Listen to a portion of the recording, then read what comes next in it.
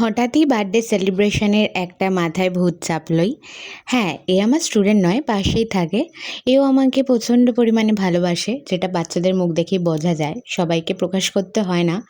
কারা ভালোবাসে, কারা ভালোবাসে না, অনেক সময় বলতে হয় না, বোঝা যায়। কারা ভালো চায়, কারা ভালো চায় না, সেটাও বলতে হয় না, বোঝা যায়। আর জীবনের সবথেকে বড় কথা কি, আমরা এসেছি পৃথিবীতে শুধু ভালোবাসা পাওয়ার জন্য। যার কাছে আমরা ভালোবাসা পাবো, আমরা তার কাছে ছুট্টে চলে যাব। তো সম্পর্কটা দুদিনের কি বহু বছরের, সেটা ভ্যালু করে না। গভীরতা কতটা, সেটাই জীবনের সবথেকে বড় মূল্যবান। তা আমি মনে করি এরাই আমার যেহেতু সব। আমি বাচ্চাটার জন্য যতটুকু পেরেছিলাম সামান্য ছোট একটা কেক এনে মানে হঠাৎই কেক কেটে সেলিব্রেশন করেছিলাম। মানে সে আবার আজকে আমার আর আমার হাজব্যান্ডের জন্য চাউমিন দিয়ে গেল। মানে ব্যাপারটা দিয়েছে বলে নয়, আমি আবার ওরকম স্বার্থপর টাইপের নই যে দিলেই মানুষকে মানে ভালো লাগবে, এরকম আমার রক্তে নেই, আমার মা বাবা সেটা শেখায়নি।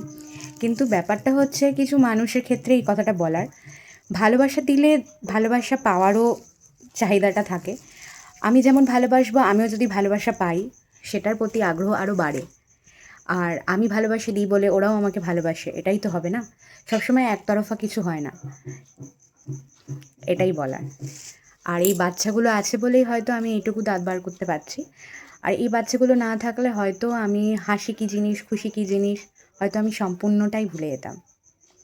তাই তোদেরকে আমি খুব ভালোবাসি, তোরা আমার পাশে এইভাবেই থাক।